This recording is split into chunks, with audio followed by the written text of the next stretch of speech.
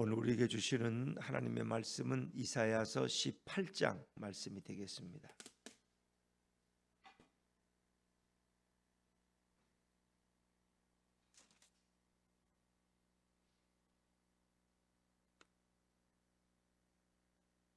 구약성경 987쪽 이사야서 18장 1절부터 7절까지 말씀입니다. 한 절씩 교독하십니다.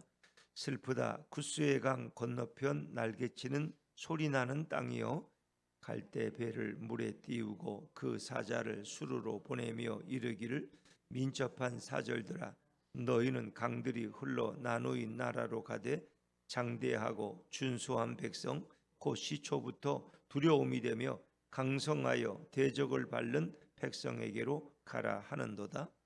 세상의 모든 거민 지상에 사는 너희여, 산들 위에 기치를 세우거든 너희는 보고 나팔을 불거든 너희는 들을지니라. 여호와께서 내게 이르시되, 내가 나의 처소에서 조용히 감찰함이 쬐이는 일광 같고 가을 더위의 운무 같도다. 추수하기 전에 꽃이 떨어지고 포도가 맺혀 익어갈 때에 내가 낫으로 그 연한 가지를 베며 퍼진 가지를 찍어버려서 산의 독수리들과 땅의 들짐승들에게 던져주리니, 산의 독수리들이 그것으로 여름을 지내며 땅의 들짐승들이 다 그것으로 겨울을 지내리라 하셨음이니라. 같이 읽습니다. 그때에 강들이 흘러 나누인 나라에 장대하고 준수한 백성 곧 시초부터 두려움이 되며 강성하여 대적을 밟는 백성이 만군의 여호와께 드릴 예물을 가지고 만군의 여호와의 이름을 두시고 시온산에 이르리라. 아멘. 할렐루야. 네, 오늘도 이 새벽에 나오신 여러분이 주님의 축복과 은혜가 함께하기를 간절히 바랍니다.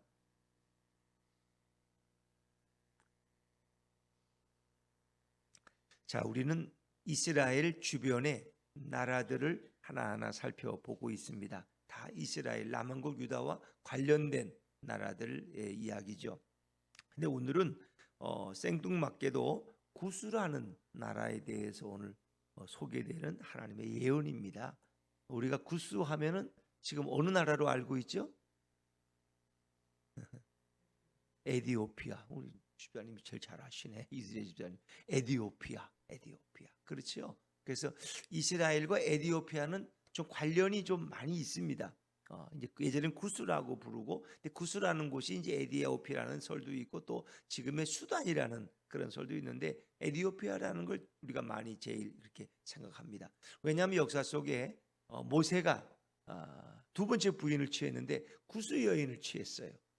구스라는 건 이제 아프리카니까, 에디오피아가 뭐 아프리카 애굽 그 지역이니까 좀 피부가 까뭇하고 그랬을 것이다. 그러니까 유대인들하고는 어울리지 않았을 것 같아요. 그래가지고 아론과 미리암이 거기서 반발하다가 결국 어떻게 해요? 문둥병자 되고 이제 그런 또 어려움을 당하잖아요. 또 보면 솔로몬 시대에 이스라엘이 아주 번영했을 때 이 에디오피아의 여왕 시바가 거기를 이제 이렇게 방문하죠. 와가지고 많은 예물을 가지고 와서 솔로몬으로부터 지혜를 듣고 가는 뭐 그런. 그래서 에디오피아가 참 기독교 국가라는 게 놀라워요. 아프리카에서는 유일하게 아주 일찍 기독교를 받아들인 그런 나라. 또 사도행전 8장에 보면은 빌립 지사가 이제 길을 가는데 하나님이 달려가라 그래서 갔더니 에디오피아에서 온 그 네시, 간다게 네시가 간다게라는 사람이 이사야서를 읽고 있는 거예요. 근데 그 예수님이 순환받은 그 내용이야. 근데 무슨 뜻인지 모른다는 거예요. 그래서 빌립이 그에게 알려주고 물이 있을 때 가서 세례를 받게 한 이런. 그래서 그 네시가 세례를 받고 하나님을 알고 예수를 알고 돌아갔기 때문에 기독교가 에디오피아에 많이 번성됐을 것이다. 또 에디오피아는 우리와도 굉장히 관련이 깊죠. 우리나라와도. 그래서 6.25 참전 16개국 중에 당당히 에디오피아가 들어간다는 걸 여러분 아셔요. 우리가 어려울 때 와서 도와준 나라가 에티오피아예요.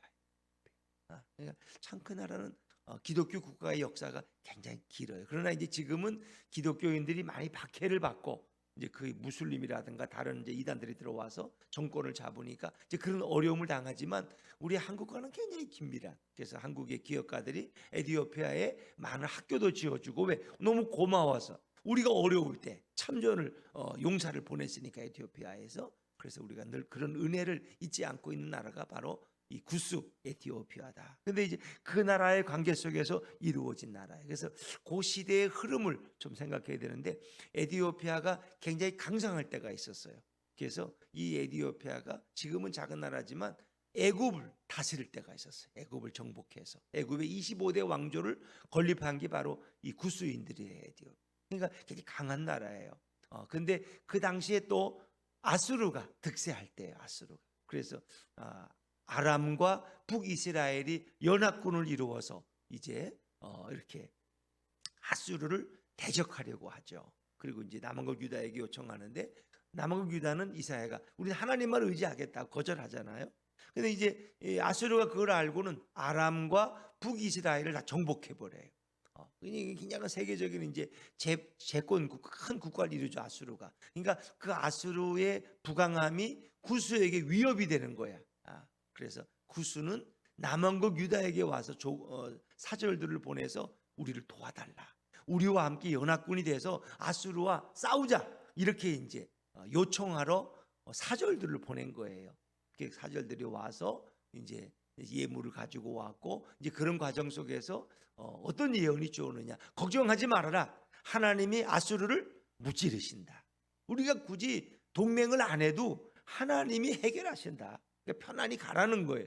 이렇게 이제 이런 과정의 이야기가 오늘 18절에 소개되는 거예요. 그래서 이 구체적이진 않지만 이런 모든 배경들을 보면 구스에서 남왕국 유다에 와서 우리와 손을 잡자, 그리고 저 아수르를, 그리고 이제 아수르가 1차 남왕국 유다를 침략했고, 그게 안 되니까 예루살렘 성이 워낙 견고하니까 다음에 2차로 또 침공할 그런 상황에 이렇게 구스인들이 와서 도움을 요청하는 거예요. 이제 그런 배경이 이 안에 있다는 걸 여러분이 이해하시고 성경을 보시면 돼요. 그래서 이제 18장 1절과 2절은 구스의 그 사절들이 왔다가 이제 돌아가는 그런 얘기예요. 돌아가는 얘기. 자, 우리 1절과 2절인데 1절을 먼저 한번 읽어보죠. 1절입니다. 시작. 슬프다 구스의 강 건너편 날개치는 소리나는 땅이요. 슬프다. 이제 왜냐하면 구스가 지금 어려운 일 때문에 이제 달려왔으니까. 구스의 강 건너편 날개치는 소리, 이것은 워낙 이제 에티오피아가 곤충이 많아서 이 날개치는 소리라기도 하고, 그 당시 또 나름대로 구스도 부강한 나라였기 때문에 군사들이 이렇게 모이는, 회집하는 그것을 마치 날개치며 나는 그런 소리와 같은 것으로 했을 것이다. 뭐 그렇게 우리가 추측해 볼 수 있어요. 자, 2절 말씀을 읽습니다. 2절입니다. 시작. 갈대배를 물에 띄우고 그 사자를 수루로 보내며 이르기를, 민첩한 사절들아, 너희는 강들이 흘러 나누인 나라로 가되 장대하고 준수한 백성, 고 시초부터 두려움이 되며 강성하여 대적을 밟는 백성에게로 가라 하는도다. 이것은 이제 왔던 사람들을 다시 돌려보내는, 그러면서 걱정하지 말고 돌아가라, 이제 그런 내용인데, 갈대배를, 그들이 올 때 갈대배를 타고, 갈대라는 건 파피루스, 그래서 이제 이 종이를 만드는 원료가 이제 갈대죠, 파피루스. 근데 그걸로 배를 만들면 배가 가볍고 잘 달린다는 거예요. 그래서 그들은 이 갈대배를 타고 사절들이 남왕국 유다에 왔었다는 거죠. 그런데 이제 그들을 보내는 거예요. 그들을 보내면서, 수르로 보내면서 민첩한 사절들아, 너희는 강들이 흘러 나누인 나라. 이건 이제 그 에집트와 구스 사이에 강이 있는데 이제 그런 표현, 그 지형적인 것을 표현하는 거예요. 나라로 가라는 거예요. 근데 그 백성은 어떤 백성이냐? 이 구스 백성은 장대하고 준수한 백성입니다. 키가 크고 아주 그 지역에서는 강한, 애굽을 통치할 정도로 강하니까 장대하고 준수한 백성, 그 시초부터 두려움이 되며 강성하여 대적을 밟는 백성에게로 가라. 이것은 구스를 가리키는 거예요. 그들이 애굽을 정복할 정도로 그들도 그 지역에서는 굉장히 강성한 나라예요. 그래서 좋은 시적인 표현으로 사절들에게 돌아가라고 이제 이렇게 선지자가 보내는 그런 예언의 내용이 1절과 2절에 소개돼요. 그리고 3절부터 6절까지는 이제 아수르가 어떻게 이제 멸망하는지 이제 그것을 이사야 선지자가 예언을 통해 설명하고 있는데, 자, 3절 말씀을 먼저, 3절입니다. 시작. 세상의 모든 거민, 지상에 사는 너희여, 산들 위에 기치를 세우거든 너희는 보고 나팔을 불거든 너희는 들을지니라. 우리가 기치를 세운다, 산 위에 기치를 세운다는 것은 이제 우리가 바벨론과의 싸움에서도 보면 깃발을 세우는 거예요. 깃발을 세우면 결국 군사들이 모여드는 거죠. 깃발만 세우면 거기에 모여드는 거예요. 전쟁을 위해서. 또 너희는 보고 나팔을 불거든. 나팔이라는 건 뭐예요? 기드온이 나팔 불 때 많은 사람이 전쟁을 위해서 모여들듯이 그 전쟁을 준비하는 거예요. 누가? 아수르가. 아수르는 이제 1차로 아람과 북이스라엘을 이미 정복해, 자기들 대항하는 두 나라를 정복하고 남왕국 유다와 이제 구스를 앞으로, 남왕국 유다가 무너지면 그 다음에 구스를 이제 치려고 계획하고 있는 거예요. 그래서 아수르의 대군이 이렇게 깃발을 들고 깃발을 세우고 나팔을 불어서 군사를 모으는, 침략을 준비하는 이제 그런 내용이 3절에 소개되는. 근데 하나님은 우리가 볼 때는 아무 일도 안 하시는 것 같아. 그래서 하나님에 대한 표현이 4절의 말씀이에요. 4절. 자, 4절을 같이 읽어볼게요. 시작. 여호와께서 내게 이르시되 내가 나의 처소에서 조용히 감찰함이 쬐이는 일광 같고 가을 더위에 운무 같도다. 여호와께서 이사야에게 말씀하셨어요. 내가 나의 처소에서, 하나님이 하늘의 보좌에서 조용히 감찰함이, 하나님은 막 시끄럽게 이렇게 일하시는 분이 아니에요. 조용히 감찰이라는 걸 지켜보신다. 그리고 때로 하나님은 아무것도 안 하시는 것 같아. 내가 지금 이렇게 어려움을 당하는데 하나님은 뭐 하고 계신 거야? 주무시는 거야? 이렇게 생각하는.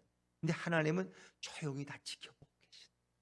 하나님은 드러나지 않지만 이 역사의 배후에서 이 모든 것을 주관하고 다스리시는 분이 우리 여호와 하나님이시다. 조용히 감찰함이 쬐이는 일광 같고, 여러분 가을에 햇빛이 얼마나 뜨거워, 그렇죠? 가을 햇빛, 그 고추를 말리잖아요. 가을에 햇빛이. 근데 그 쬐이는 일광, 그 하루 빛 같다, 햇빛 같다. 햇빛은 조용히 뭐 비치지, 뭐 소리 나고 시끄럽게 뭐 해요? 천둥과 이렇게 태풍이 몰려와야 막 시끄럽지. 햇빛은 그냥 조용히 쬐 있는 거예요. 그러니까 하나님은 조용히 일하고 계시는 거예요. 또 가을 더위에 운무. 어제도 이렇게 햇빛이 뜨겁더라고요. 어제도 보니. 근데 오전에는 좀 이렇게 태풍의 영향으로 구름이 꼈어, 운무가. 그러니까 좀 그때는 좀 시원해. 그렇더라고. 근데 오후가 되니까 햇빛이 쬐이니까 밖에 나가서 뭐 산책하기도 힘들고 운동하기도, 모자 안 쓰면 또 이것도 또 가을인데도 말해. 이제 그런 거예요. 그러니까 가을 더위에 운무. 요즘 딱 가을 더위가 딱 느껴지잖아요. 근데 운무. 이 구름이 오면은 약간 시원해. 왜? 햇빛을 막으니까. 그 얘기는 하나님이 조용히 일하고 계신다. 누구를 치기 위해서? 아수르를 심판하기. 지금 하나님은 조용히 감찰하는 그것이 쬐이는 일광 같고, 이 뭐 소리 없이 그냥 비치는 일광, 햇빛 같고, 가을 더위에 가끔씩 시원함을 주는 운무, 구름 같도다. 하나님이 이렇게 일하고 계시는 거예요. 근데 때가 되면 하나님이 일하시기 시작한다는 거예요. 하나님. 그러니까 우리 인간의 시간에 맞추면 안 돼요. 하나님의 시간, 하나님의 때가 있는 것을 믿으시기 바랍니다. 우리는 자꾸 내 시간에 하나님을 맞추려고 그래. 그래서 때가 됐는데 왜 하나님이 빨리 역사 안 하냐고. 하나님은 당신의 시간을 기다리고 있고 지금도 준비하고 계시고 일하고 계셔요. 그러니까 주님의 시간이 되면, 역사의 모든 종말은 주님의 시간에 맞춰져 있는 거예요. 그래서 언제 이렇게 하나님 나라가 오겠습니까? 그건 아무도 모르고, 천사들도 모르고, 그건 오직 하늘 아버지만 아신다고 예수님도 말씀하시잖아요. 그러니까 그걸 아는 사람은, 그걸 안다는 건 다 거짓말이야. 이제 그럴 때가 왔다고 추측은 할 수 있을지 모르지만, 누가 정확한, 그래서 옛날에 다미성교회처럼 뭐 몇 년, 몇 달, 며칠 뭐 예수님이 오신다는 엉뚱한 얘기를 하는 거예요. 그건 하나님만이 아시는. 주님의 시간이 되면 주님은 일하시는데 어떻게 일하시느냐? 그게 5절이에요. 5절. 아수르를 어떻게 하나님이 심판하시는지 이제 보세요. 5절 시작. 추수하기 전에 꽃이 떨어지고 포도가 맺혀 익어갈 때에 내가 낮으로 그 연한 가지를 베며 퍼진 가지를 찍어버렸어. 지금 보면 가을이 추수 때잖아요. 그래서 꼭 추수 얘기, 가을 얘기야. 보니까 지금 가을 더위에도 나오고 참 재미있잖아요. 그러니까 그때 느끼는 가을이나 지금 느끼는 가을이나 똑같다는 거예요. 고추 말이던 시절이나 뭐 그때 얘기나 추수하기 전에 꽃이 떨어지고 추수를 하려고 그러는데 갑자기 꽃이 막 떨어지는 이제 그런 상황. 뭔가 이제 임박한 거야. 포도가 맺혀 익어갈 때에 내가 낫으로 그 연한 가지를 베며 퍼진 가지를 찍어버려서, 그건 하나님이 구체적으로 심판하시는 거예요. 가지를 베요.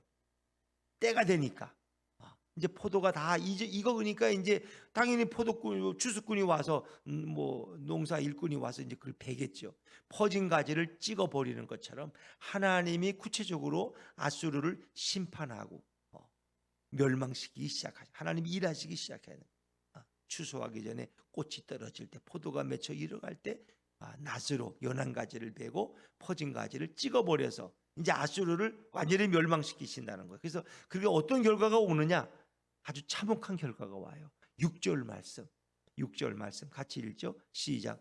산의 독수리들과 땅의 들짐승들에게 던져주리니 산의 독수리들이 그것으로 여름을 지내며 땅의 들짐승들이 다 그것으로 겨울을 지내리라 하셨습니다. 아멘. 지내리라 하셨습니다. 그렇죠? 산의 독수리들이 주로 뭘 먹어요? 전쟁이 나면은 사람들의 시신을 뜯어 먹잖아요. 땅의 들짐승들에게 던져주. 하나님이 그 아수르 대군의 그 많은 시신들을 독수리 떼들에게 맡기고 들짐승들에게 내어준다는 거예요. 그러면 산의 독수리들이 그것으로 한여름을 지내.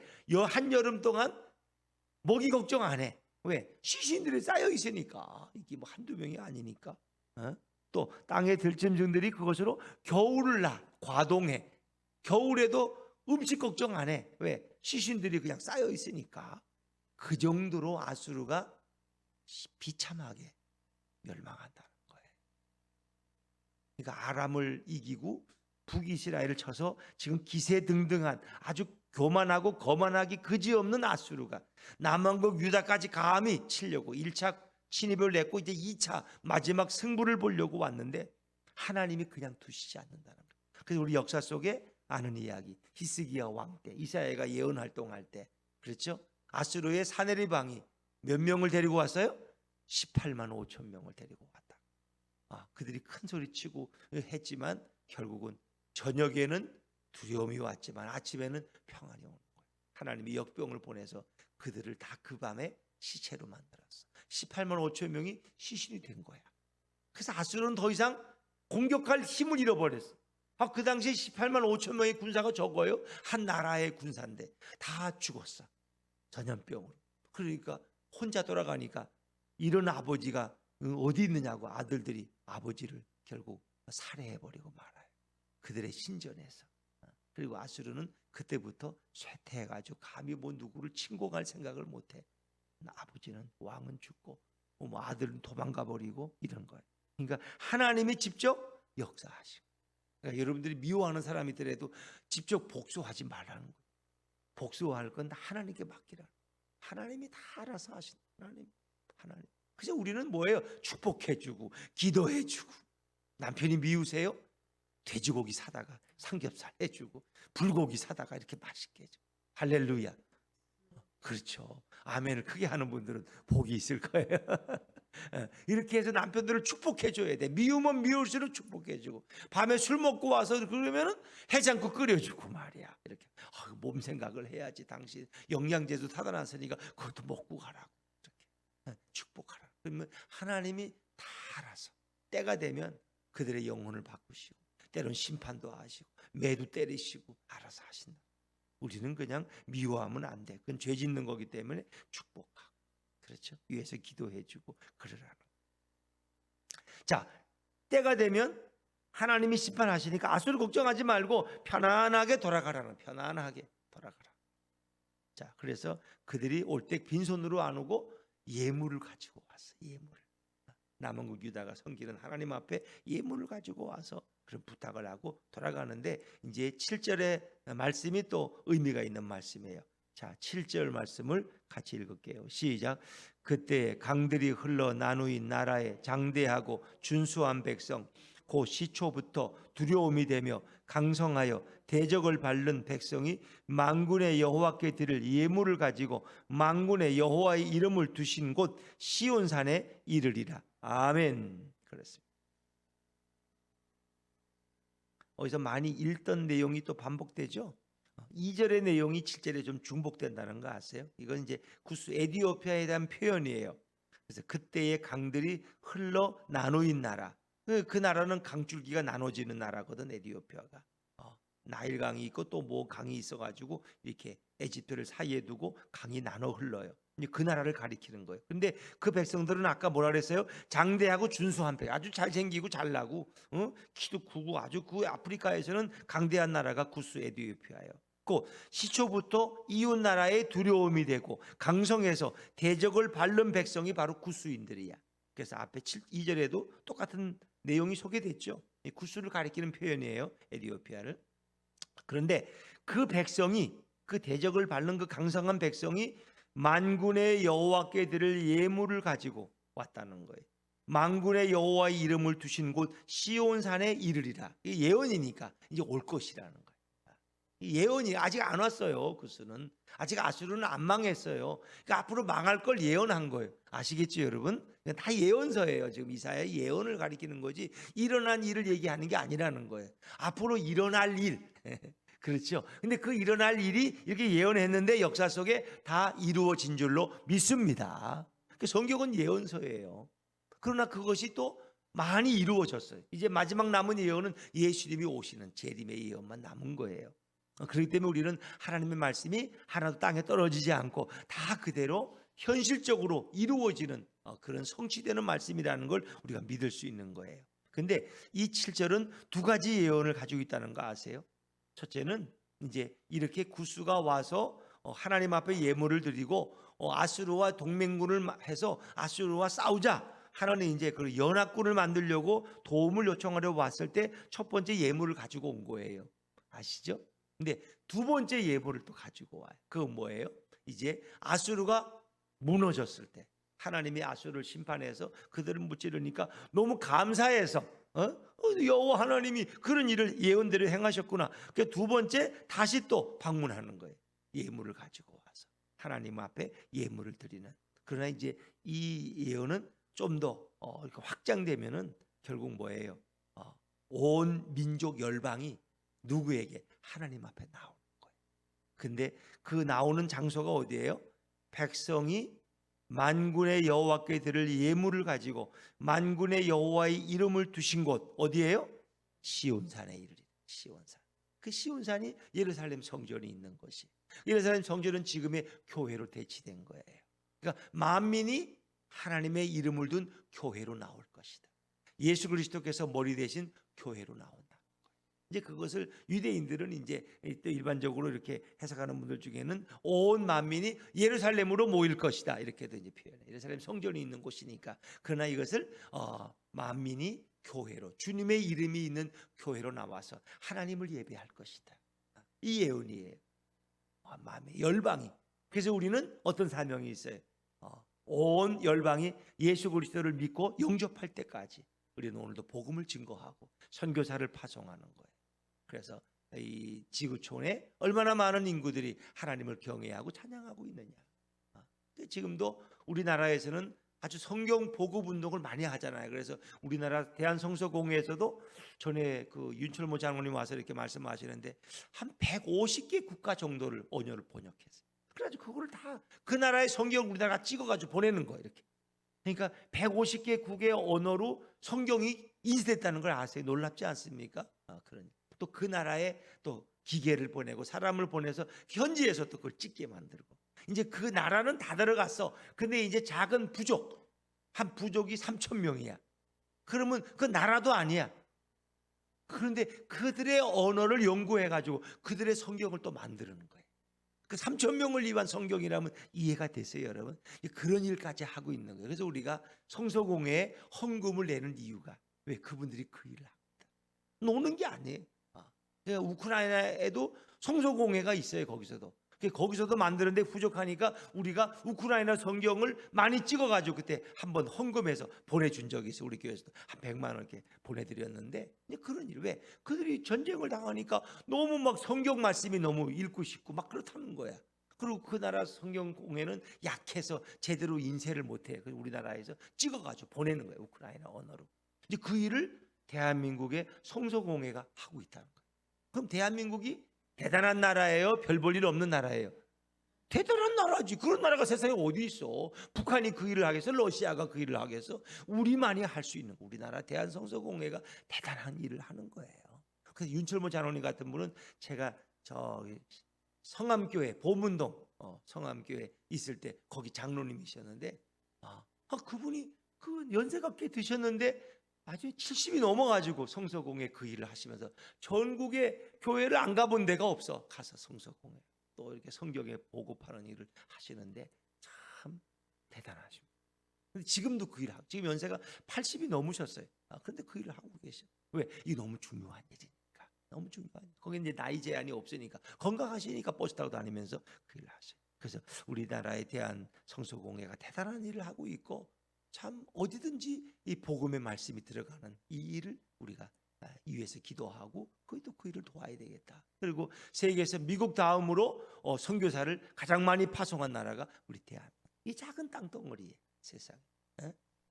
그 손흥민이가 또 3골을 넣어가지고 이제 또 소름을 씻어버리고 말이에요. 여러분은 관심이 별로 없겠지만 8경기 중에 한 골도 못 넣어가지고, 왜? 공을 차면 골대에 맞고 또 골을 넣었어. 근데 또 우리 동료 선수가 또 옵사이드 걸려가지고 또 취소가 되고, 이게 안 되는 거야. 안 되려면 그렇게 안 돼요. 그러니까 여러분도 뭘 하다가 안 되면 안 될 수도 있구나. 어떻게 이렇게 안 돼도 이렇게 안 될 수가 있지? 그럴 수 있는 거야. 그런데 9번째 경기에서 골을 넣는데 한 번에 3골을 넣은 거야. 그것도 13분 만에. 후반전에 교체에 들어가가지고. 세상.